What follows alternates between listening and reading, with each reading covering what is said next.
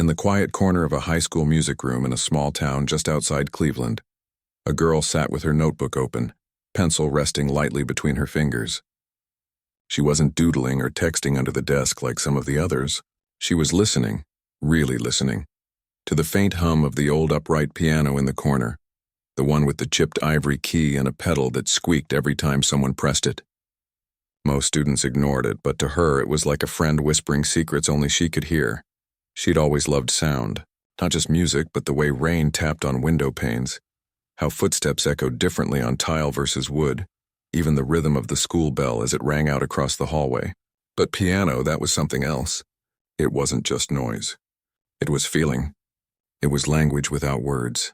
At school, she kept to herself, not because she was shy exactly, but because she'd learned early that people didn't always understand the things she cared about.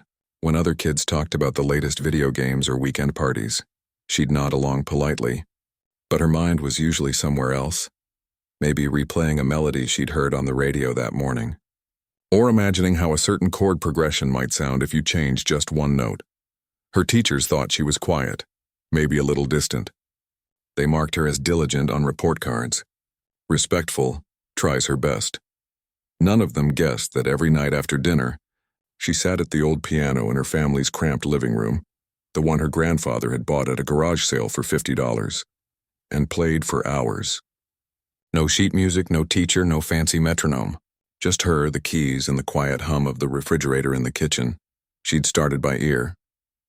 At first it was simple tunes, Twinkle, Twinkle, nursery rhymes, the theme from a cartoon she used to watch. But soon she began noticing patterns, how certain notes fit together like puzzle pieces, how a sad song used slower notes and lower tones, while a happy one bounced with light, quick steps across the keyboard. She'd watch videos online, performances by famous pianists, tutorials from music students, even old black and white clips of composers playing their own works. She'd pause, rewind, listen again, then try to copy what she heard. It wasn't perfect at first. Her fingers would fumble. She'd hit wrong notes, get frustrated, walk away. But she always came back. There was something about the piano that made her feel whole, like she could say everything she couldn't put into words. When her little brother was sick last winter, she played soft lullabies until he fell asleep. When her mom came home exhausted from her double shift at the diner, she'd play something cheerful, nothing fancy, just a simple melody that made her mom smile as she took off her coat. Her parents never pushed her to be a star. They didn't talk about recitals or competitions or music schools. They were too busy working, her dad at the auto shop, her mom cleaning offices at night, to think about things like that. But they saw how much she loved it, so when the piano broke one key last year, her dad spent a whole Sunday afternoon tinkering with it until it worked again. And when the bench wobbled, her mom sewed a new cushion from an old curtain. They didn't say much, but their actions spoke louder than any pep talk. At school, music class was mostly about theory, reading notes, naming composers, clapping rhythms. She did fine, but it felt like learning about cooking by reading a recipe instead of actually tasting the food. Still, she paid attention. She filled her notebook with sketches of staff lines and chord diagrams, not because she had to, but because she wanted to understand the rules behind the magic. Then came the announcement. It was a Tuesday right after lunch. The principal's voice crackled over the intercom announcing the annual spring showcase, a night where students could perform anything, sing, dance, recite poetry, even do magic tricks. Last year, someone juggled oranges. Another kid played Smoke on the Water on a guitar with only 3 strings. It wasn't fancy, but it was fun. And this year, the music teacher, Ms. Carter, a kind woman with silver-streaked hair and a habit of humming while she graded papers, walked into class holding a clipboard. "I know not everyone's comfortable performing," she said, smiling gently at the room. "But if you've been working on something, even just for fun, I'd love to see it. It doesn't have to be perfect. It just has to be yours." A few hands shot up. The drama club president wanted to do a monologue. 2 friends planned a duet on flute and violin. Then Ms. Carter's eyes landed on the girl in the back row, the one who always sat near the window, notebook open, pencil ready. She hadn't raised her hand. She hadn't even thought about it. But Ms. Carter knew she played. Once, during free period, she'd heard faint music coming from the empty band room and found the girl there. fingers moving slowly over the keys, working out a melody she'd heard in a movie. "You," Ms. Carter said softly, not unkindly. "Have you thought about playing something?" The girl looked down at her notebook. Her heart thumped. She'd never played for anyone outside her family. Not really. What if she messed up? What if people laughed? What if they just didn't care? But then she remembered how the piano felt under her fingers, the cool smoothness of the keys, the way the sound filled the room like warm light. Maybe it didn't have to be perfect. Maybe it just had to be true. She nodded, barely. Ms. Carter smiled. "Wonderful. Just pick something you enjoy, something that means something to you." After class, the girl walked to her locker, mind racing. She thought about the pieces she knew, the gentle flow of a Chopin nocturne, the bright sparkle of a Mozart sonata, the deep ache of a Rachmaninoff prelude. But those felt too big, too serious for a school talent show. Maybe she should stick to something simple. A folk song, a pop tune, something safe. That night, though, as she sat at the piano, she didn't play safe. She played what she loved. Her fingers found the opening notes of Beethoven's Pathétique, not the simplified version from beginner books, but the real thing, with all its drama and sorrow and sudden bursts of hope. She'd learned it months ago, note by note, listening to recordings, pausing, rewinding, trying again. She didn't know the history behind it or the technical terms for the chords, but she felt it. Every rise, every fall, every silence between the notes, she played until her fingers ached. Until the streetlights outside flickered on. Until her mom called her for dinner, and even then she lingered for one more phrase. The next day at school, she told Ms. Carter she'd decided on a piece. She didn't say which one. She just said it was something classical. Ms. Carter nodded. "Great, I'll pair you with Mr. Langford for a few rehearsals. He's our piano coach for the showcase. Don't worry, he's tough, but he's fair." The girl's stomach dropped a little. Mr. Langford was known for his high standards. He'd studied at a music conservatory, played in orchestras, even performed overseas. He didn't suffer sloppy playing. She'd seen him stop students mid-song to correct their posture or hand position. She'd never worked with someone like that before, but it was too late to back out now. That afternoon, she met him in the band room. He was tall, with sharp eyes and a voice that carried without needing to raise it. He asked what she planned to play. She hesitated. I was thinking of the Pathétique Sonata. First movement." Mr. Langford raised an eyebrow. "Beethoven? That's ambitious for someone without formal training." "I've been practicing it," she said quietly. He didn't look convinced. "All right, let's hear it." Her hands trembled as she sat at the piano. The room felt too quiet, too still. She took a breath, placed her fingers on the keys, and began. She played the slow, mournful introduction, the part that sounds like a question hanging in the air. Then the storm of the main theme, fast and urgent. She poured everything into it, the loneliness of late nights, the pride in her parents' tired smiles, the quiet joy of finding beauty in ordinary moments. When she finished, there was silence. Mr. Langford didn't clap. He just stared at the piano, then at her. "Who taught you that?" "No one," she said. "I learned it myself." He frowned slightly, as if trying to solve a puzzle. "You've never had a lesson?" "Just listening and trying." He nodded slowly. "Well, it's rough around the edges. Your fingering could be cleaner and you're rushing the crescendos. But you've got something. It wasn't praise exactly, but it wasn't dismissal either." Then he said, "Tell you what. For the showcase, let's work on a version that's a bit more manageable.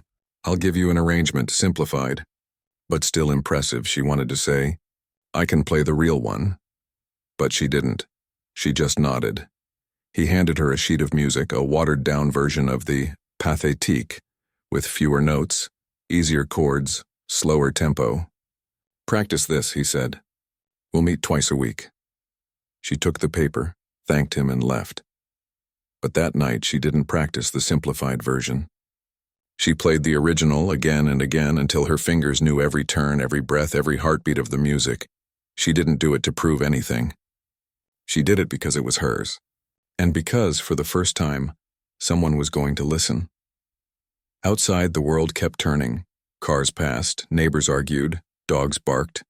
But inside that small living room, with the old piano and the girl who spoke through its keys, something important was beginning to stir. Not fame, not glory, just the quiet, steady pulse of a gift finally being seen. even if only by one person, even if only for a moment. And that was enough. For now, the first rehearsal with Mr. Langford felt like walking into a room where the air was too thin to breathe. He stood by the piano with his arms crossed, eyes sharp behind his glasses, like he was already bracing for disappointment. She sat down, the simplified sheet music resting on the stand, and began to play exactly what he'd given her. Slower, softer, missing whole sections of the original. Her fingers moved carefully, obediently, but her heart wasn't in it. It felt like speaking in someone else's voice. Halfway through, he held up a hand. "Stop," she froze. "That's acceptable," he said, choosing his words like he was stepping on ice. "But you're holding back. Why?" She didn't know how to answer. How could she explain that this version felt like a photograph of a sunset? Flat, lifeless, missing the warmth and color. So she just shrugged and said, "I'm trying to get it right." He studied her for a long moment. Then he walked over and pulled the original score of Beethoven's Pathétique from his bag. The full, unedited version, thick with notes and markings. He placed it on the stand beside the simplified sheet. "Play this," he said. Her breath caught. "The real one?" "If you know it." She didn't hesitate this time. She pushed the simplified music aside and placed her hands on the keys. This was her language. This was home. She started with the slow, aching introduction, the part that sounds like someone whispering a secret they're afraid to say out loud. Then came the storm, fast, furious, full of questions that don't have answers. Her fingers flew, not with showy speed, but with purpose. She shaped each phrase like it mattered, because to her, it did. She didn't just play the notes, she lived them. When she finished, the room was silent except for the hum of the fluorescent lights overhead. Mr. Langford didn't move for a full 10 seconds. Then he walked slowly to the piano bench and sat beside her. Not too close, but close enough that she could see the surprise in his eyes. "Where did you learn that?" he asked, voice lower now. "Online," she said. "Videos, recordings. I'd listen, then try to copy it. Sometimes it took weeks." "You've never had a single lesson?" "No." He leaned back, rubbing his temple like he was trying to make sense of something that didn't fit. "Most students your age struggle with scales. You're playing Beethoven like you've been doing it your whole life." She didn't know what to say to that, so she stayed quiet. After a pause, he stood up and paced the room. "All right," he said finally. "If you can handle that, let's see what else you've got." He went to his bag again and pulled out another piece of sheet music, this one even more intimidating. The title at the top read La Campanella by Franz Liszt. She'd heard of it. It was one of the hardest piano pieces ever written. Fast, glittering, full of jumps and trills that sounded like bells ringing across a valley. Professional pianists practiced it for years. Conservatory students dreaded it. And he was handing it to her like it was a warm-up exercise. "This is just for practice," he said, as if reading her thoughts. "Don't worry about performing it. I want to see how you approach something truly difficult." She took the music, fingers brushing the crisp paper. Her stomach twisted, but not with fear, with curiosity. She'd never tried anything this hard before. The challenge thrilled her. That night, she stayed up until 2 a.m. with the score spread across her lap, listening to recordings on her phone with one earbud in, the other dangling loose. She broke the piece into tiny sections, sometimes just 2 or 3 notes, and practiced them over and over until her fingers memorized the shape of the sound. Her brother knocked on the door once, asking her to turn the light off, but she just whispered, 5 more minutes, and kept going. The next day at school, she was tired, but her mind buzzed with music. She doodled fingerings in the margins of her math homework. During lunch, she tapped silent rhythms on the cafeteria table with her fork.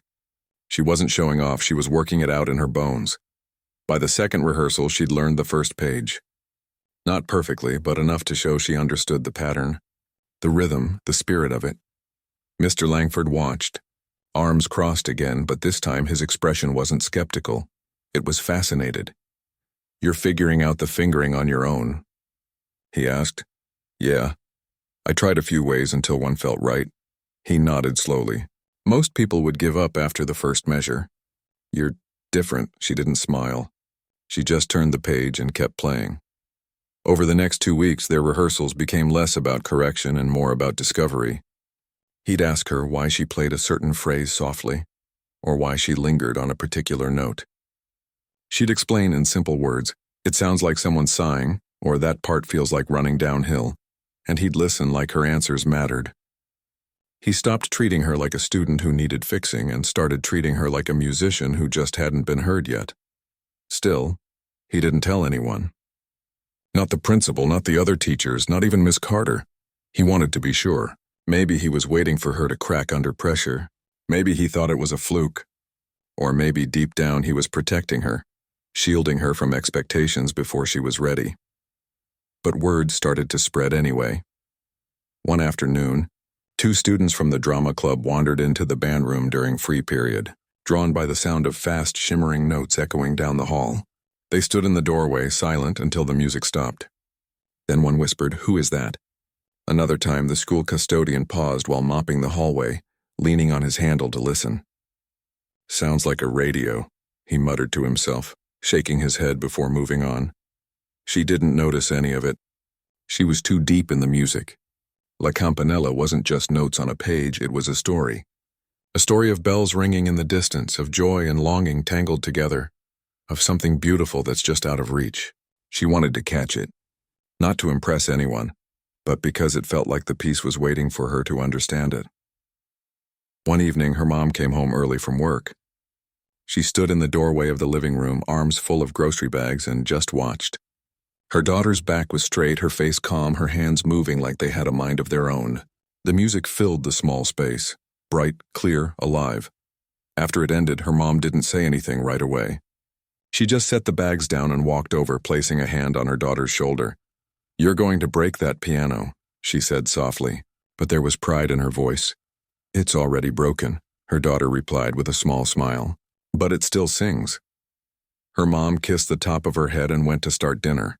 The night before the showcase, Mr. Langford called an extra rehearsal. The school was empty except for the janitor's distant radio and the occasional creak of the old building settling. They met in the auditorium this time, where the real piano sat. A donated baby grand with a rich, warm tone that made even simple scales sound magical. "Play it all," he said. "From the beginning, like you'll do tomorrow." She nodded, took a deep breath, and began. This time there was no hesitation, no second guessing.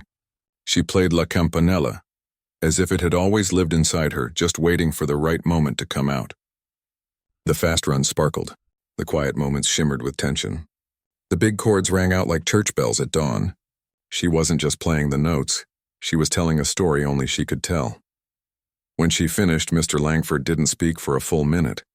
He just stared at the piano, his hands in his pockets. Then he said, "You know, I've heard professional pianists play this piece. Some of them miss the soul of it. They get the notes right, but not the heart. You've got both."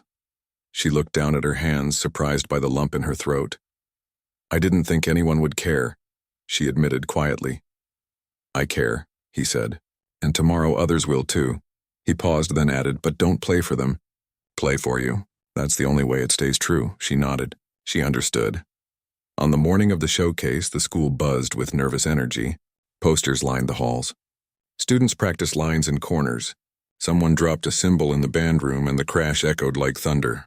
She kept to herself, eating lunch in the library, running the piece through her head one last time. Her mom packed her a small bag with a hair tie, a bottle of water, and a note that just said, "You've got this." "Have you?" That evening, the auditorium filled slowly. Parents shuffled in with programs, kids giggled in the back rows, teachers chatted near the stage. It wasn't Carnegie Hall, just folding chairs, a slightly crooked curtain, and a spotlight that flickered every few seconds. But to her, it felt like the whole world was watching. She sat backstage on a folding chair, hands folded in her lap, breathing slowly. She wasn't thinking about winning or impressing anyone. She was thinking about the first time she'd heard La Campanella, how it had made her heart race, how she'd replayed it 10 times in a row, how she'd whispered, "I want to do that now." She could. When her name was called, she walked on stage. The lights were bright, the piano gleaming under them. She sat, adjusted the bench, and placed her hands on the keys. For a second, everything was quiet. Then she began. And in that moment, the girl who'd been invisible in the back row of music class vanished. In her place was someone who spoke in music, clear, honest, and full of light. The audience didn't know her story.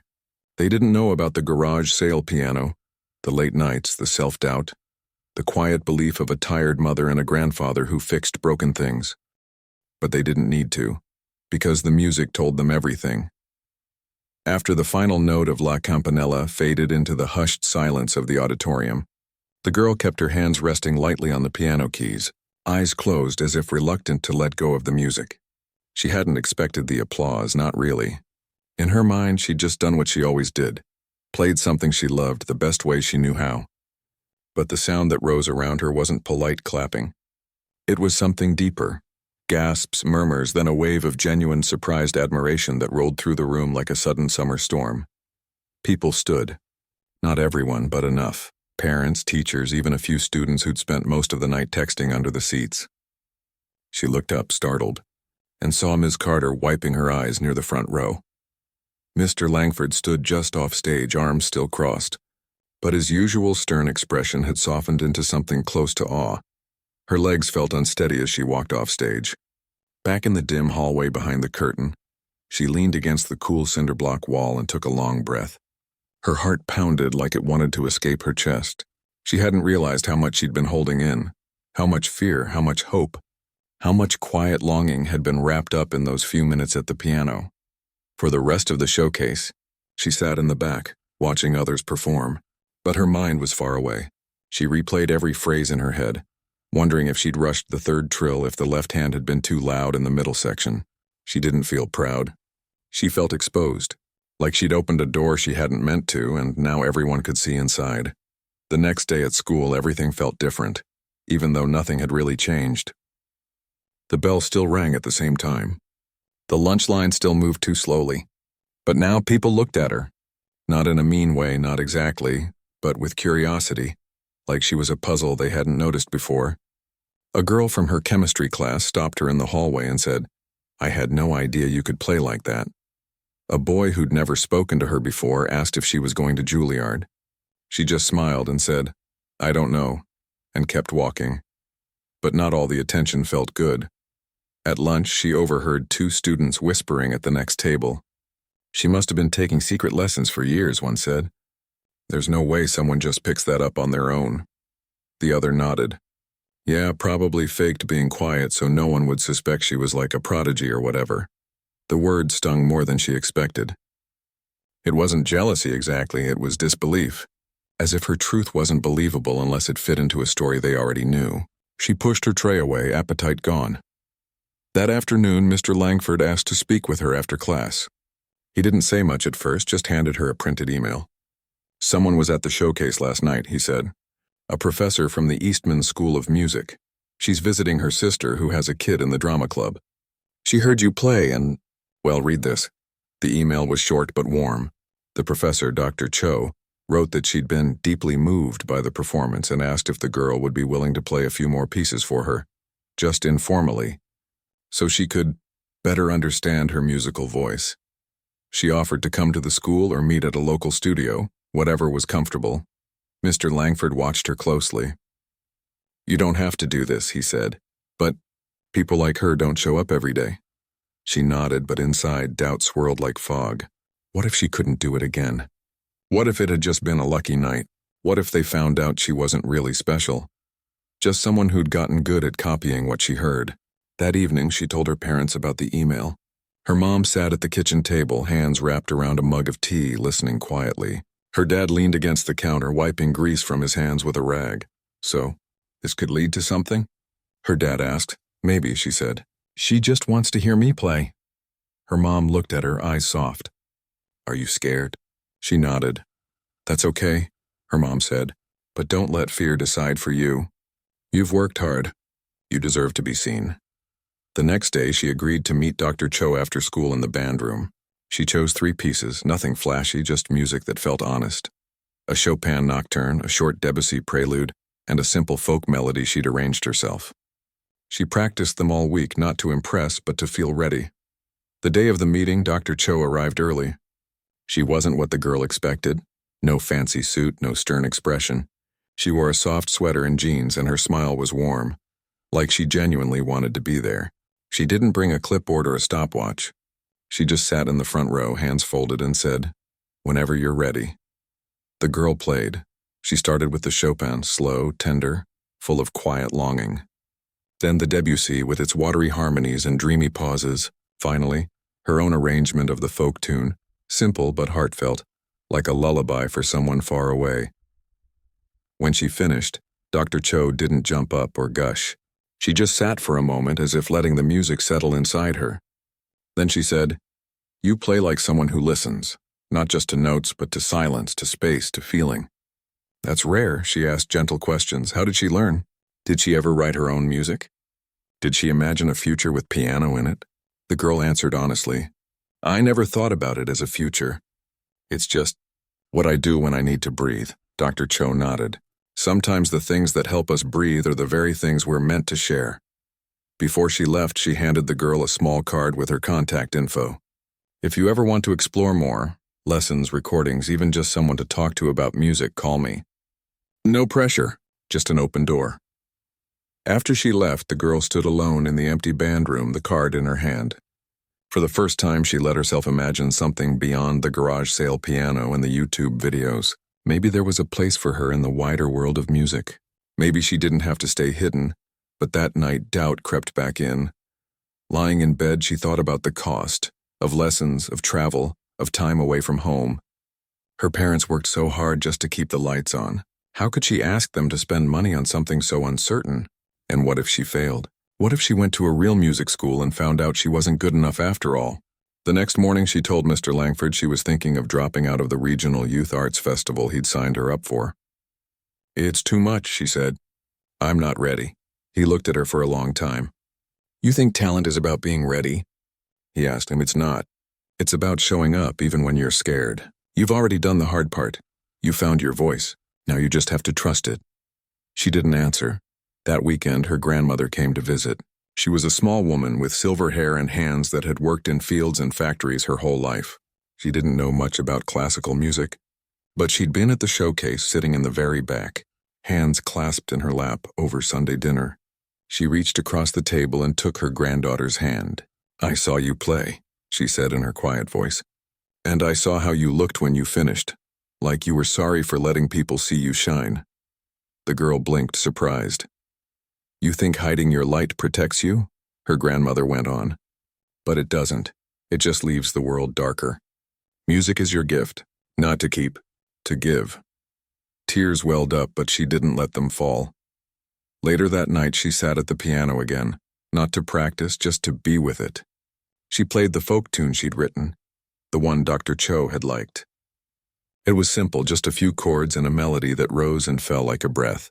As she played, she thought about her grandmother's words, her mom's tired smile, her dad's quiet pride, Mr. Langford's belief, even the strangers who'd stood up and clapped. Maybe she didn't have to have all the answers. Maybe she just had to keep playing. The next day, she told Mr. Langford she'd do the festival. He didn't smile. He just nodded like he'd known she would all along. In the weeks that followed, she practiced with a new kind of focus. Not to be perfect, but to be true. She stopped worrying about what others would think and started listening to what the music wanted to say through her. She recorded herself sometimes, not to critique, but to hear her own voice more clearly. One afternoon, while walking home from school, she passed the local library. In the window, a flyer caught her eye. "Free community concert, local talent welcome." She paused, then kept walking. But the idea stayed with her. That night, she called Dr. Cho. "I'd like to play somewhere," she said. "Not for a grade or a prize, just for people." There was a pause on the other end. Then Dr. Cho said, "I know just the place." A week later, she played at a small community center downtown. The room wasn't full, just a dozen or so people, mostly older folks who came for the free coffee and stayed for the music. She played the Chopin Nocturne, the Debussy, and her folk tune. No fancy dress, no spotlight. Just her and the piano and the quiet hum of a room full of listening hearts. Afterward, an elderly man came up to her, eyes bright. "That last piece," he said. "It reminded me of my wife. She used to hum something like that while she cooked." He patted her hand. "Thank you for that memory."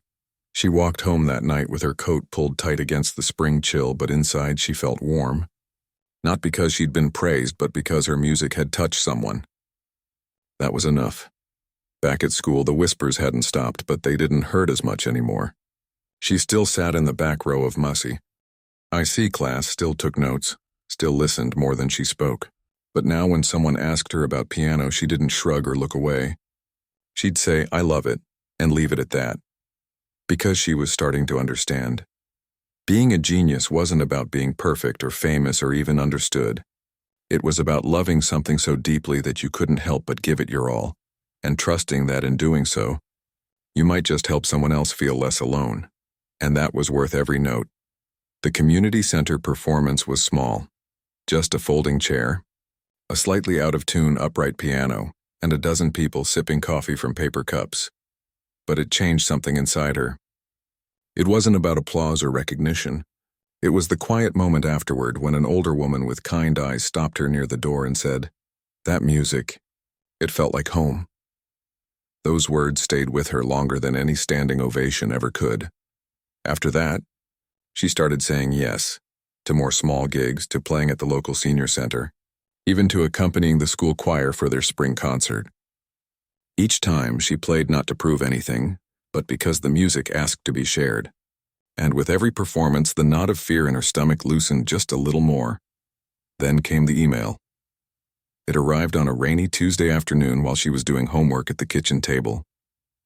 Her mom had just come home from her shift, still in her work uniform, and her dad was tinkering with the toaster, again. The subject line read, "Invitation to audition, Eastman School of Music." Her hands froze over the keyboard. She'd spoken with Dr. Cho a few times since the community center show. Short calls, mostly about pieces she was working on or questions about music theory, but she never expected this. An actual audition, at a real conservatory, the kind of place she'd only seen in documentaries, where students practiced 8 hours a day and wore tuxedos to recitals. She read the email 3 times. It wasn't a guarantee. It was an invitation to audition for a summer intensive program. A stepping stone, Dr. Cho had called it, for students with exceptional musical intuition but limited formal training. There was a scholarship attached, full tuition, even travel assistance. But it meant leaving home for 6 weeks. It meant playing in front of strangers who knew every rule she'd never been taught. She didn't tell her parents right away.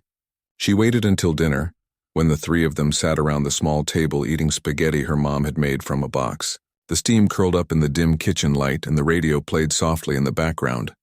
"I got an email today," she said, pushing noodles around her plate. "From that professor. She wants me to audition for a music program." Her dad paused mid-bite. "Audition, like, for real?" "Yeah, at a conservatory, in New York." Her mom set her fork down slowly. "New York? That's far." "It's just for the summer," she said quickly. 6 weeks. And they'd help with the cost. Silence settled over the table, thick and heavy. She knew what they were thinking. The bus fare, the meals, the time off work they couldn't afford to lose. She braced herself for the gentle, "maybe next year," or the practical, "let's not get ahead of ourselves." But then her dad cleared his throat. "What do you want to do?" She looked up, surprised. I don't know. It's scary." "That's okay," her mom said. "But if you don't try, you'll always wonder." Her dad nodded. "We'll figure it out. Always do." That night she lay in bed staring at the ceiling, heart racing. For the first time, the dream didn't feel like a fantasy. It felt possible, and that was terrifying. Over the next 2 weeks, she prepared, not just the pieces, Chopin's Fantaisie Impromptu, a Bach prelude and fugue, and her own arrangement of a traditional lullaby, but everything else too. She practiced bowing slightly after she played, learned how to introduce herself without stumbling over her words, even ironed her one nice dress and hung it in the closet like it was sacred. Mr. Langford helped her polish the technical parts. "Your instinct is incredible," he told her one afternoon after school. "But they'll be listening for precision too. Not to crush your voice, just to see if you can speak their language as well as your own." She nodded. She understood. This wasn't about changing who she was. It was about showing she could belong in both worlds, the world of raw feeling and the world of disciplined craft. The day before she left, her grandmother came by with a small package wrapped in brown paper. Inside was a thin silver chain with a tiny piano charm. "For luck," she said, fastening it around her neck. "And so you never forget where your music comes from." The bus ride to New York took 10 hours. She sat by the window, headphones on, listening to recordings of the pieces she'd play, but not to copy, just to feel the shape of them again. Outside, towns turned into cities, fields into highways, and her small world stretched into something vast and unknown. When she arrived, Dr. Cho met her at the station. She didn't hug her or fuss, just smiled and said, "You made it," like it was the most natural thing in the world. The conservatory was nothing like she'd imagined. Yes, there were grand pianos in every hallway and students rushing with sheet music tucked under their arms. But there was also laughter, messy hair, coffee stains on shirts. These weren't gods. They were people who loved music as much as she did. Her audition was scheduled for the next morning. That night, in the small dorm room she'd been assigned, she couldn't sleep. She paced the floor, ran through fingerings in the air, whispered the lullaby under her breath like a prayer. Morning came too soon. She walked into the audition room, a sunlit space with tall windows and a gleaming Steinway grand. 3 faculty members sat behind a long table, pens in hand, faces unreadable. Her stomach dropped. This was it. She sat at the piano, took a breath, placed her hands on the keys, and then she forgot they were there. She played the Bach first, clean, precise, letting the counterpoint sing like separate voices in conversation. Then the Chopin, fast and fiery but never rushed, full of the ache and joy that lived in every measure. Finally, her lullaby, simple, tender, a quiet offering from her heart to theirs. When she finished, no one spoke for a long moment. Then the woman in the center leaned forward. "That last piece, did you write it?" "Yes," she said softly. "It's beautiful," the woman said. "It sounds like someone remembering love." Tears pricked her eyes, but she blinked them back. They asked a few questions about her training, her influences, her goals. She answered honestly. "I've never had a real teacher," she admitted. "But I've listened. To recordings, to silence, to life." One of the men nodded slowly. Sometimes the best teachers aren't in classrooms. 2 days later, the email came. She was accepted. Full scholarship, summer intensive, and an invitation to apply for the full undergraduate program the following year, if she wanted. She called her parents from a payphone outside the conservatory. Her phone had died, and she hadn't brought a charger. Her mom cried. Her dad whooped so loud she had to hold the phone away from her ear. "You did it, kid," he said, voice thick. "You really did it." But the real surprise came a week later, back home. Dr. Cho visited again. This time not as a guest, but as someone with news. She sat at the kitchen table with her parents, a folder in her hands. "There's more," she said gently. "Based on her audition and potential, Eastman is offering her a full 4-year scholarship. Tuition, room, board, even a stipend for books and travel. They believe in her." Her mom covered her mouth with her hand. Her dad just stared, eyes glistening. The girl sat very still. It wasn't just an opportunity. It was a lifeline. A door flung wide open, but with it came a new kind of fear. Leaving home for good. Being surrounded by people who'd studied since they were 5. Would she belong? Would she lose herself in all that structure? That night she played the old piano in the living room. Its keys yellowed, its sound a little dull, but it still sang to her. She played the lullaby again, the one she'd written, and as she played she realized something. Her music wasn't tied to this room or this town or even this piano. It lived in her, and it would go wherever she went. The next morning she told Dr. Cho yes, word spread fast. The local paper wanted to do a story. The school planned a small send-off assembly. Even Mr. Langford, usually so reserved, gave her a rare smile and said, "You're going to change things." But the moment that stayed with her most happened the night before she left for good. Her little brother, quiet, observant, only 10, came into her room as she packed. He didn't say much, just stood in the doorway, holding something behind his back. Then he stepped forward and handed her a folded piece of notebook paper. On it, in his careful handwriting, he'd written, "Play loud.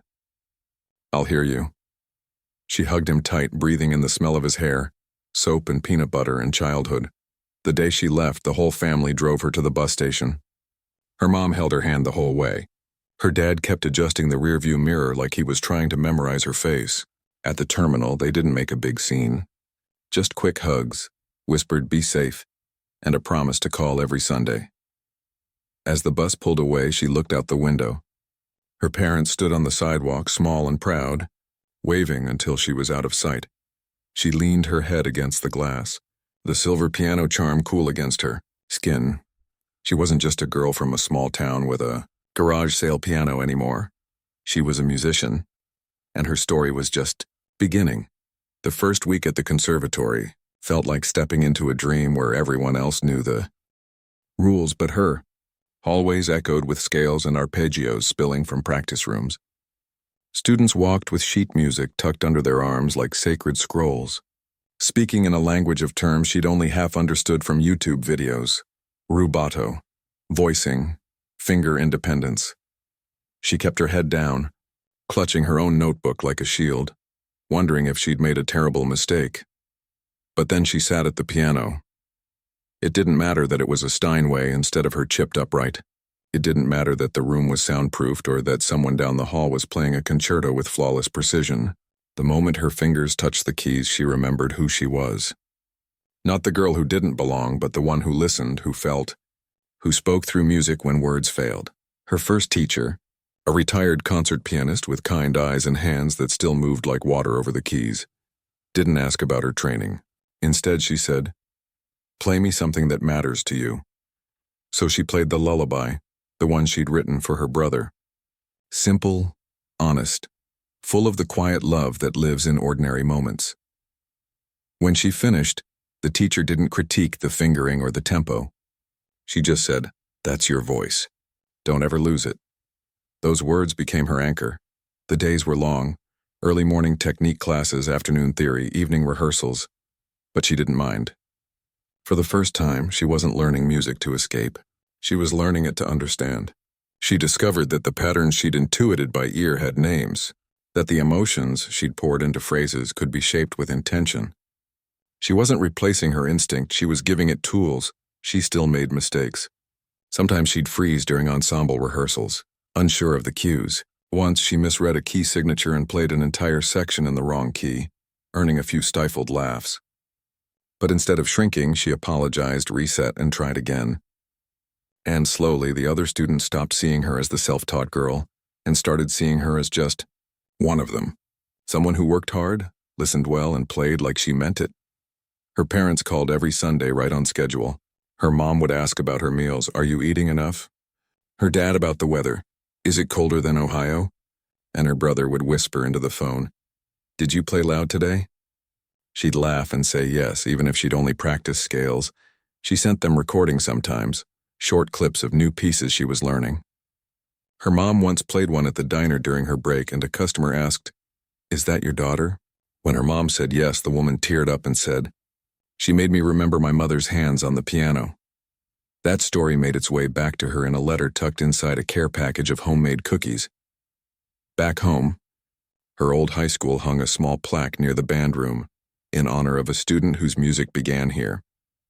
She cried when Mr. Langford sent her a photo of it, not out of pride but gratitude. They hadn't known what she was capable of, but they'd given her space to try. By her second year, she was performing regularly, not just in student recitals but in community outreach programs. She played at hospitals, libraries, even a shelter for families. She learned that music didn't need a grand stage to matter. Sometimes the most powerful moments happened in a quiet room with one listener who needed to feel seen. One winter, she returned home for the holidays. The old piano was still there, still slightly out of tune, still missing that one chip on the C-sharp key. She sat down and played the Pathétique Sonata, the real version, the one Mr. Langford had once thought too hard for her.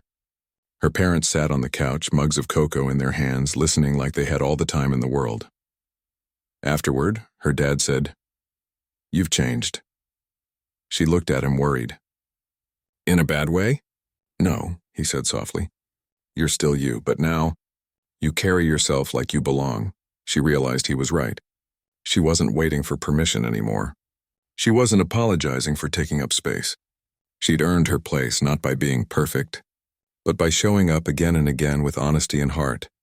During her third year, she composed her first full-length piece, a suite inspired by her childhood. The sound of rain on the roof, her grandmother's humming, the hum of the bus that took her away from home. She called it Where I Began.